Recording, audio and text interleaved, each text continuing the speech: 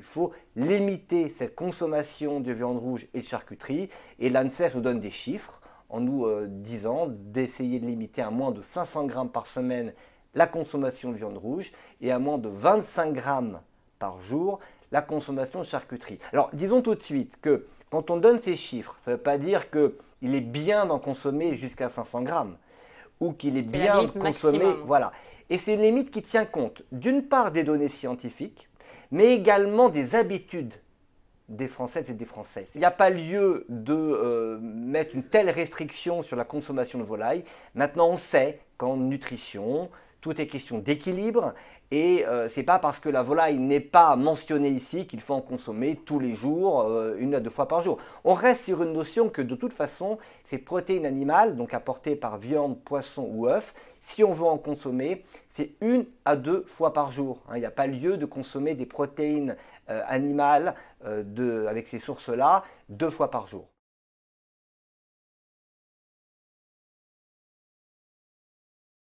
Alors on disait 20-25 grammes de fibres jusqu'à présent.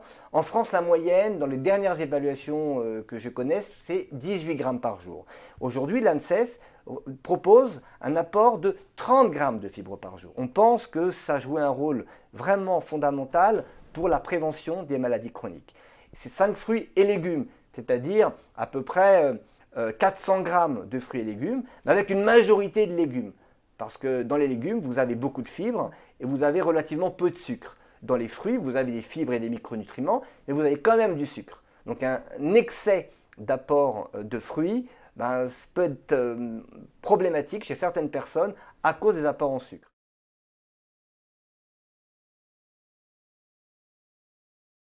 Dans la tête des gens, c'est souvent différent. Le sucre, les aliments sucrés, ceux qui vous donnent un plaisir sucré, des glucides, qui sont des sucres qui sont contenus naturellement dans les produits céréaliers, Dans tous les les aliments fruits quasiment. et Ouais. dans les fruits également. Concernant les glucides, là encore, l'ANSES a insisté sur le fait que il faut les consommer le plus souvent sous forme de produits bruts, de produits peu transformés. Donc des céréales complètes, des pâtes complètes, du riz complet, de la semoule complète, ce genre d'aliments. Concernant les aliments sucrés et tout ce qui fait plaisir, évidemment là, je ne vous dirai pas que c'est bon pour la santé, je ne vous dirai pas qu'on en a besoin. On n'a pas besoin de boire sucré, on n'a pas besoin de manger des barres chocolatées, des biscuits, des bonbons, des viennoiseries ou encore des gâteaux. Donc là, c'est à chacun de doser ce dont il a besoin pour son plaisir. Un carreau de chocolat, si possible de bonne qualité. Ce qui est important, c'est de le consommer dans des très bonnes conditions.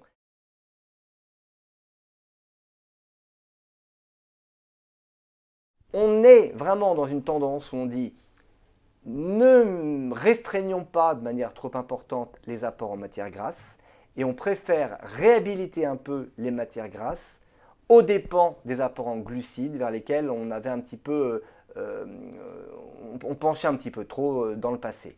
Attention toutefois, c'est qu'au sein des matières grasses, on distingue différents types de graisses et ce que l'on doit choisir au quotidien, c'est un maximum de graisses insaturées, c'est-à-dire, peu importe comment ça s'appelle, des graisses végétales, et notamment les graisses végétales contenues dans les huiles, contenues dans certains fruits comme les avocats, les oléagineux, les poissons également, le poisson gras, parce que ces matières grasses ne sont pas délétères pour notre santé, et globalement, elles semblent bénéfiques pour la prévention d'un certain nombre de maladies chroniques.